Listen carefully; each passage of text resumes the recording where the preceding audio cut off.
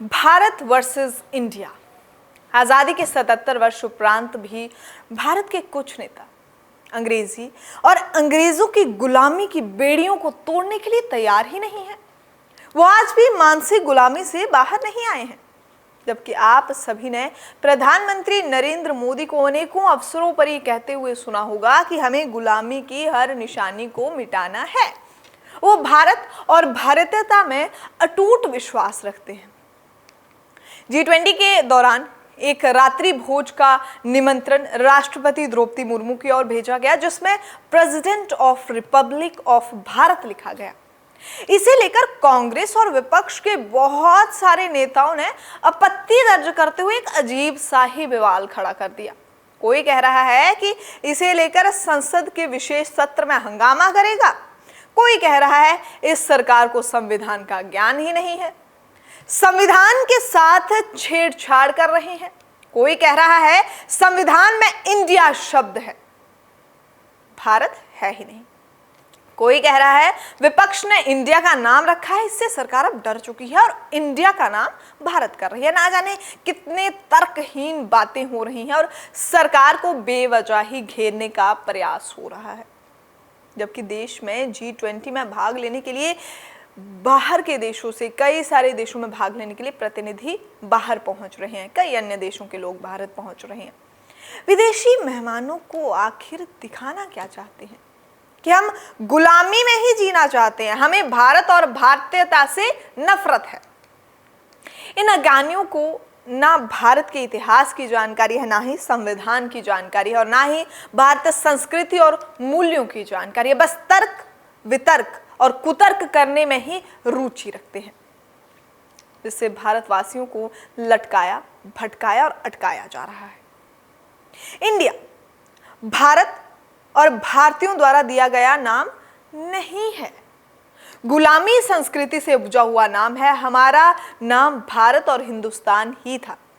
अब यदि इसको दोबारा से स्थापित किया जा रहा है, इसे दोबारा से सही किया जा रहा है, तो इतना हंगामा खड़ा करने की क्या जरूरत है। हमारे पूजा पाठ में हमेशा कहा जाता है जम्बू द्वीप भारत खंडे। इतना ही नहीं, अमूक स्थानों और फिर नक्षत्र और गोत्र का नाम आता है। जम्बू द्वीप में भारतवर्ष, अफगानिस्तान, पाकिस्तान, नेपाल, तिब्बत, भूटान, म्यांमार, श्रीलंका और मालदीव आते हैं, जो अखंड भारत हुआ करते थे। इसका वर्णन पुराणों में है, इसका वर्णन विष्णु पुराण में भी आता है और रामायण में भी इसका जिक्र किया गया है। यदि वर्तमान में मोदी सरकार भारत को दोबारा से उद्यत कर रही है, तो हमें इसका स्वागत योग्य बात है, हमें इसका स्वागत करना चाहिए। जो इसे संविधान इत्र बता रहे हैं, उन्हें शायद ज्ञात नहीं है कि संविधान को भारत का संविधान ही कहा जाता है। जहां तक इंडिया विपक्षी गठबंधन से डरकर भारत नाम रखने का विषय है, तो शायद मोदी को ये जानते नहीं है कि मोदी किसी से नहीं डर सकता है, मोदी नाम किसी से नहीं डर सकता है। जनगण मन के रचनात्मक महाकवि रविंद्रनाथ टैगोर ने भी राष्ट्रगीत लिखते हुए भारत की ही कल्पना की थी और लिखा था, जनगण मन अधिनायक जय है भारत भाग्य विधाता। उन्होंने कभी नहीं लिखा कि इंडिया भाग्य विधाता। भारत की आत्मा गांव में बसती है और आज भी वहां पर कोई भी इंडिया नहीं कहता, भारत या हिंदुस्तान ही कहता है।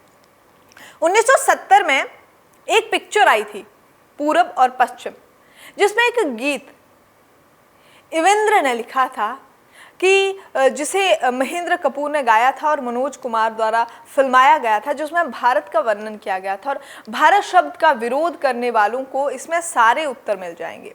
वो मैं आपको थोड़ा सा सुनाना चाहूंगी। कहते हैं कि जब जीरो दिया मेरे भारत ने मेरे भारत ने, दुनिया को तब गिनती आई, तारों की भाषा भारत ने दुनिया को पहले सिखलाई। दे तारा दशमलव भारत तो यूं चांद पे जाना मुश्किल था, धरती और चांद की दूरी का अंदाजा लगाना मुश्किल था। सभ्यता यहाँ पहले आई, पहले जन्मी यहाँ पे कला। अपना भारत वो भारत है जिसके पीछे संसार चला और आगे बढ़ा, यूं आगे बढ़ा बढ़ता ही गया, भगवान करे और बढ़े, आगे बढ़े बढ़ता ही रहे। है प्रीत जहाँ की रीत सदा, मैं गीत वहाँ के गाता हूँ, भारत का रहने वाला हूँ, भारत की बात सुनाता हूँ। ये भारत है, इसे भारत ही रहने दो, इंडिया बनाकर इसे पश्चिमीकरण और अपनी संस्कृति, मूल्यों और संस्कारों को मत हो। ये सिर्फ हमारा भारत है। आईना के आज के इस अंक में बस इतना ही। अभी के लिए आप मुझे इजाजत दीजिए। नमस्कार।